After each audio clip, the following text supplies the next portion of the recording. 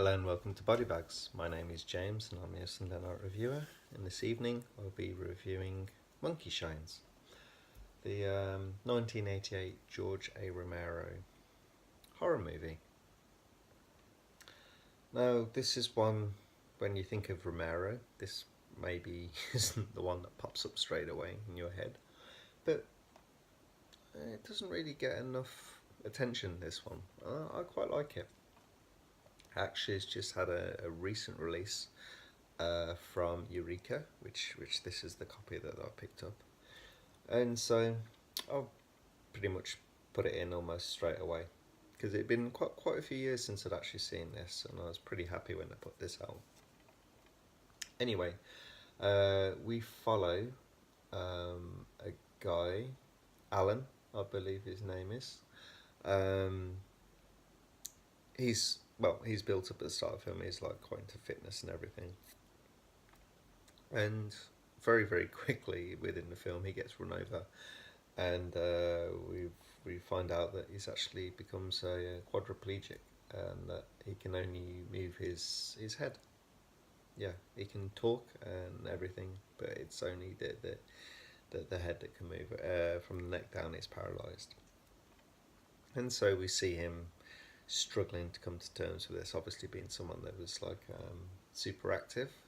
Well, for anyone to go through something like this would be incredibly difficult. Someone who's super active and outdoors doing lots of different things, you can see the psychological toll that it takes on him, and he starts to have issues with relationships, like his girlfriend, for example, and then his mother becomes overbearing, and it's a lot for him to handle. But he has one friend who is actually a scientist, and one of the things that he's looking at this particular moment in time is behavioural things. Behavioural things. Yeah, he's looking at the behaviour of monkeys, and they're trying to establish a control connection with them, and more that they have like a lot more intelligence, and that he could train them to do quite intelligent things. So this comes about that he actually goes to another character in the film, a woman, I can't remember her name, and she actually trains monkeys for people with disabilities. So obviously this sinks in very well, and the monkey gets some training, and it goes to our character of Alan, who is super happy to have the monkey. He forms a very quick, close bond with it, and all goes swimmingly to start with. But the monkey has been getting some shots, some injections, and it's like an enhancement injection, and it's making him very, or her, very intelligent. And it's doing a little bit more. It builds like a psychic link between the main character and the monkey, but it also creates this kind of this rage feeling inside of him. And whenever he's with the monkey, he gets very angry, he gets very snappy, and this anger and rage builds inside of him. He can't kind of control it. And then when he's asleep, it's almost like he doesn't control the monkey, but he can see what the monkey's doing. There's his psychic connection, and the monkey starts killing people, basically. Yeah, starts I wouldn't say killing for him, but it's not like he's asking the monkey to kill, but it's like a control thing. Like I said, it's pure rage that he can't control, and the rage kind of manifests itself in the monkey, and the monkey just takes that as death for whoever who's causing the rage, basically.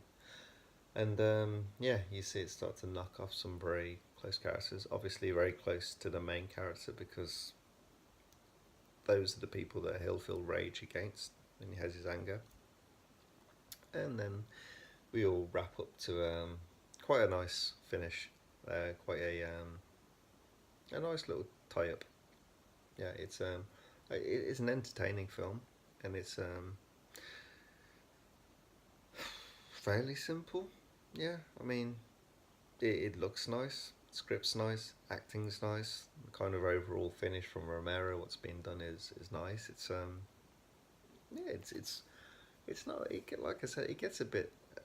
It, I was gonna say it gets a bit of a bad rep. It doesn't really get any talk at all. I imagine that a lot of people wouldn't. You probably never heard of this, and if they had, they would have no idea that Romero directed it. But he does a solid job, and this is a fun film. Like I said, it's nothing deep or anything like that, but it's just a fun watch. And yeah, I would recommend it. Um, it's very much of its time within the 80s with like all this kind of like set with like scientists doing experiments on animals and things like that. And I think it's you know how Romero had his finger on the pulse of what was going on at the times. So I like that. I think it holds up really well still, even though like this is wow, this is 20 years old. Yeah, it holds up well for 20. No, actually 88. Jesus, it's 30 years old. Really does a solid job actually of how well this holds up for something that's like 30 years old. Shit, I'm old. Wow. But as usual, Eureka have put out a really solid edition here. There's like plenty of extras on the back if you want to have a pause. You can have a quick look at that. I haven't really had a look through them or anything so far, but literally just watched the film. I will go through them at some point. But I'd give this a good recommendation. Anyway, that's the review for this evening. Next week starts our themed week of hood horror, which should be pretty cool. Um, yeah, that's it. Okay then. Corey will be with us tomorrow, and I will see you next Sunday. Thank you very much. Goodbye.